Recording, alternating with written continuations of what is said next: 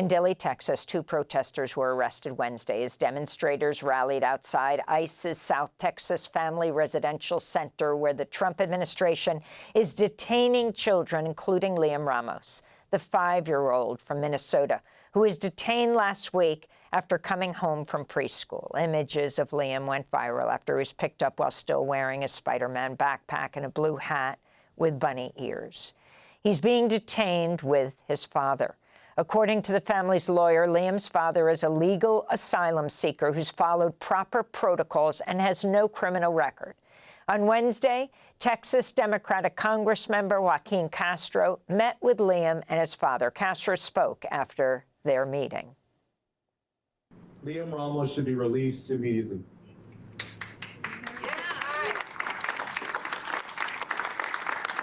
I would first like to describe to you our meeting. We met with he and his father for about 30 minutes, how that meeting went. We sat in what was the courtroom. You can see from the picture that I posted that he was lying in his father's arms. His father said that Liam has been very depressed since he's been at Dilley, that he hasn't been eating well. I was concerned with, you see how he appears in that photo with his energy. He seemed lethargic. His father said that Liam has been sleeping a lot, that he's been asking about his family, his mom, and his classmates, and saying that he wants to go be back in school with his classmates. He's asked about his backpack and his cap that he was wearing when they picked him up in Minnesota.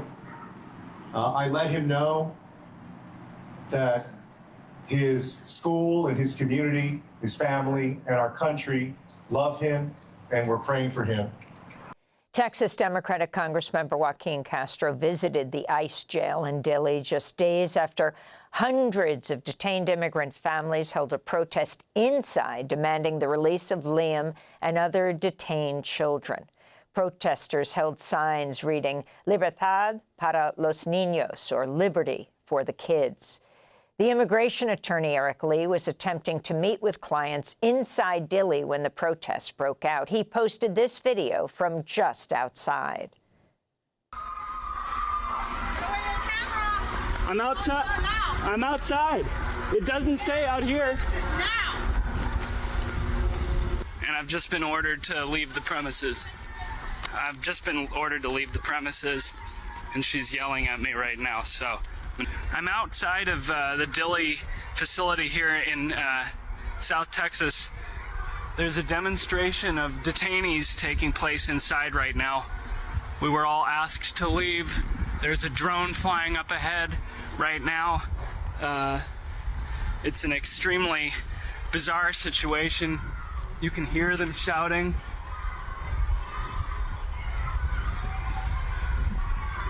Can you hear that? They're shouting, "Let us out, let us out." A video from immigration attorney Eric Lee recorded Saturday outside ICE's South Texas family jail in Dilley. He's joining us now from San Antonio, along with Javier Hidalgo, legal director at RAICES, an organization that provides legal support for immigrant families in Texas. Eric, let's begin with you. We just saw you outside this jail, the detention center. Can you explain who's inside and also talk about this visit yesterday? You were there as well yesterday, I understand, outside, of Joaquin Castro, who's with Liam's dad, and Liam, who's the dad holding Liam. He says he is very depressed and is just laying there. Well, I represent a family of 6. It's a mother and her 5 children, 2 5-year-old twins who have been there for over 8 months. That's almost a fifth of their young lives. Their last name is El Gamal. There's also a 9-year-old, a 16-year-old, an 18-year-old. The conditions in this facility are abysmal. But I think there's another point to be made about the overall situation, because yes, the Democrats are holding their press conferences. It's a midterm election year. We all know that they do this every time there's some horrific crime perpetrated against immigrants, whether it's family separation in 2018 and Alexandria Ocasio-Cortez's teary-eyed photo op, and then they go away and nothing changes. Dilley was opened by the Obama administration in 2014. It's been filled up with hundreds of children and their parents. The Biden administration kept it open for 3.5 years of his term. Obviously, Trump is making everything worse. The conditions are deplorable. They're getting worse and worse. But it's very important as this protest movement develops across this country, as the calls for more demonstrations grow and grow, as calls for a general strike grow. The Democratic Party is as equally responsible as Trump for creating the infrastructure of mass family and adult detention in this country. And it is necessary that this protest movement stay 100 miles away from the Democratic Party and develop its orientation to the working class. That's the only way that Dilley is going to be shut down, that the families inside, like my clients, are going to be freed. And that has got to be rule number one with these protests as they develop going forward. I'm wondering, Javier Hidalgo, if you can describe the conditions inside as we hear this painful cry of children and parents, let us out, let us out. Yeah. The conditions are, imagine you were in a jail. And imagine it was a jail that was probably conditions worse than any jail that our criminal justice system would put someone in. Now, imagine you're in there with your child, watching your child deteriorate day after day. And it's a jail that no one in there has actually done anything wrong, right? Because no criminals are in immigrant detention. They can't be. They would be in our criminal justice system, right? And every day, the guards there are saying, well, if you want this to end, just give up your case, right? And so imagine that condition. Imagine being there with a breastfeeding child under the age of 1, and the water that they give you to mix with formula smells so bad that your child won't take it down, right? That's the type of conditions. The lack of medical care is constant. And let me just say, my context for this, right, is our organization has been working providing legal services to families in family detention since Obama opened them in 2014 in some form, right? We've been documenting these harms. These harms aren't new. It's almost as it's a tool that just keeps getting recycled and used, but the conditions are just horrific, and it's unimaginable. And you almost have to go and see it. I can describe it in and out, right? Lack of adequate food. We often hear about food with bugs or worms in it, half frozen food being given, guards yelling at parents if their kids are making too much noise or if they're asking for an extra apple. Yesterday when the Congress folks tried to meet, we understood from the clients that we were meeting with that same day, right, that they were pretty much locked in their rooms, except to be escorted to meet with us in legal visitation. And they were locked in their rooms, and the guards just tossed crayons on the floor for the kids to play with to keep them busy. There's no educational resources. What they are given is laughable. And some of the things that are new are a lot of these families, which this hasn't happened all that often, in the recent years that they've used family detention. We're seeing a lot of families that have been here in our communities for a long time, taken into detention centers while they're still trying to process a case. So you're talking about kids who have been going to school, understand the difference between a rigorous academic curriculum and they're giving coloring packets, right? And so that's the level of conditions. And despite all the protections that exist, and let me say, there's very few protections that exist. ICE has taken a position that they don't actually apply because they don't want them to anymore.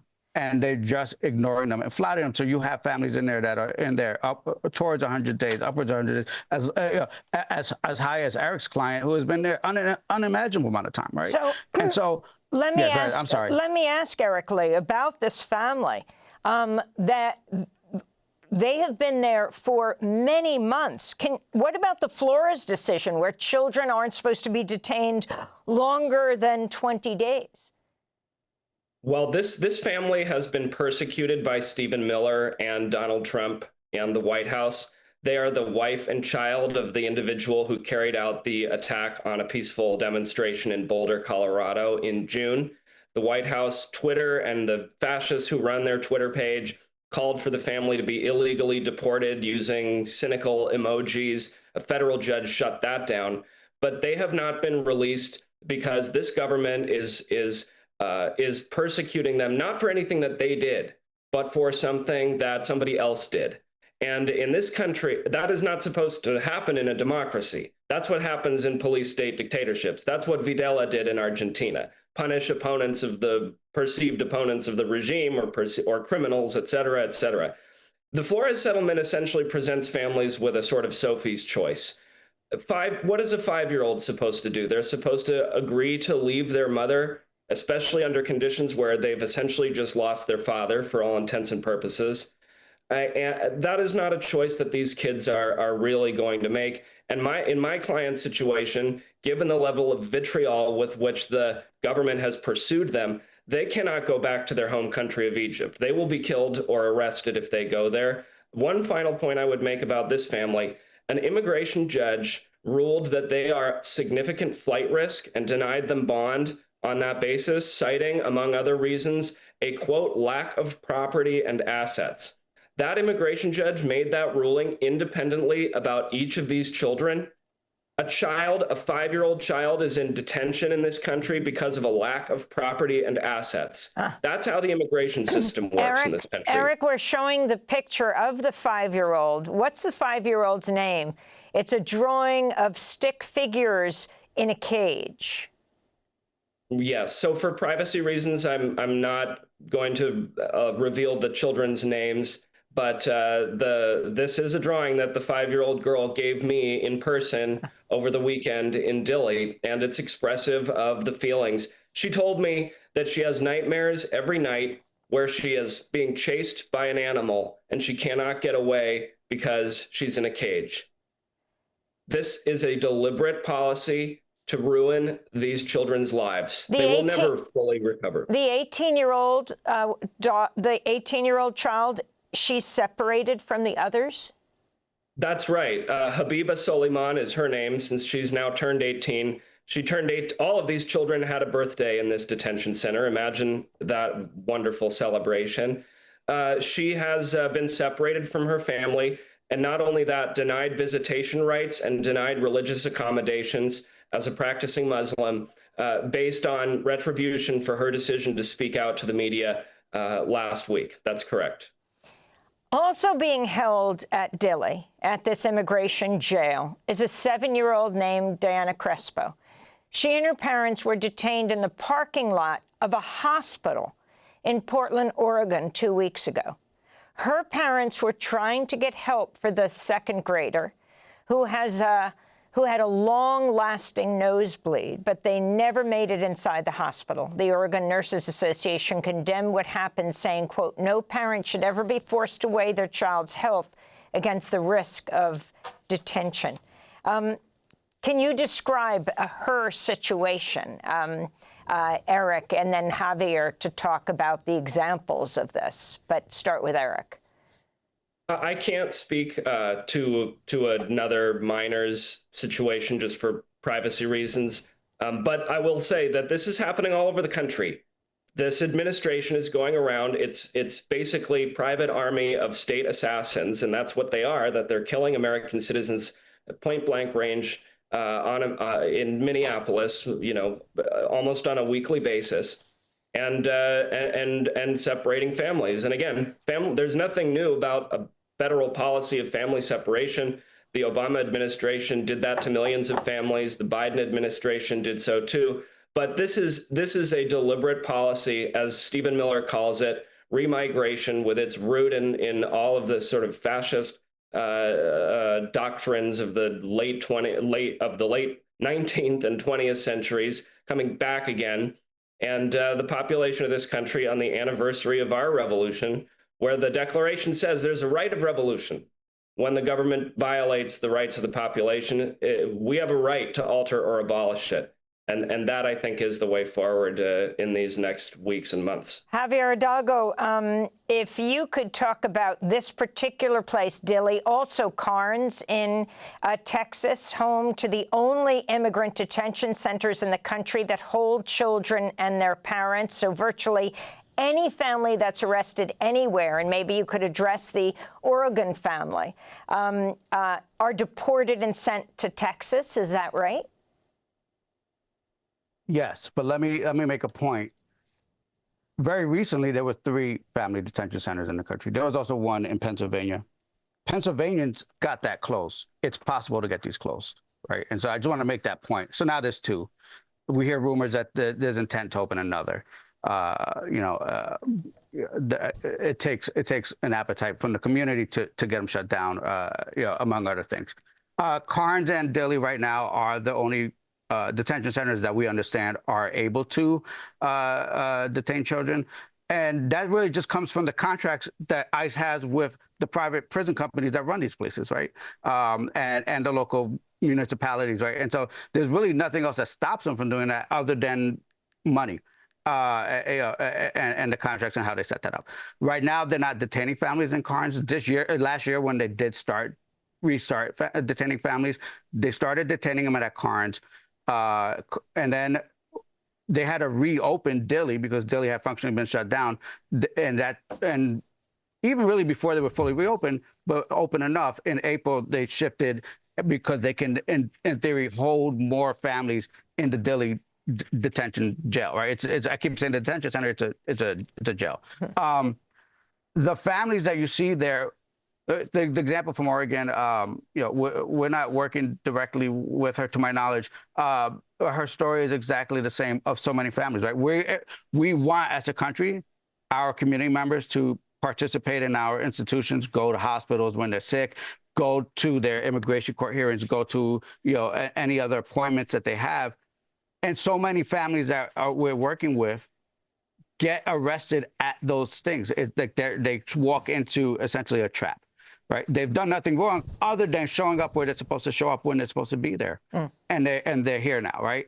And they come here. What's scary about this situation is they're not going to get the adequate medical care.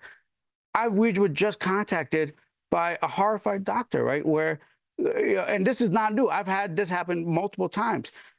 When an actual medical professional sees the condition of the children that are coming out of there, they're horrified because it's just medical neglect on the inside, right? And I fear for any child that needs that kind of medical attention, and there are many. And just a point on the Flores protections, that is a settlement from the 1980s that was never intended to be the everlasting source of protections. It's written into that settlement that these protections, this settlement is good until they're codified into through rulemaking. That's never happened, regardless of who's been, whatever administration has been here. And so what we have is this settlement that just sits there. That's the only source, and it's inadequate. And reform is inadequate. It just needs to get shut down. There's no purpose other than to punish and harm families, and it's not okay. Javier Hidalgo, I want to thank you so much for being with us, legal director at RAICES, and Eric Lee, immigration attorney representing a mother and her 5 kids, as well as other immigrants jailed at ICE's South Texas ICE jail in Dilley, Texas. They were speaking to us from San Antonio. Thanks for watching Democracy Now! On YouTube. Subscribe to the channel and turn on notifications to make sure you never miss a video. And for more of our audience-supported journalism, go to democracynow.org, where you can download our news app, sign up for our newsletter, subscribe to the daily podcast, and so much more.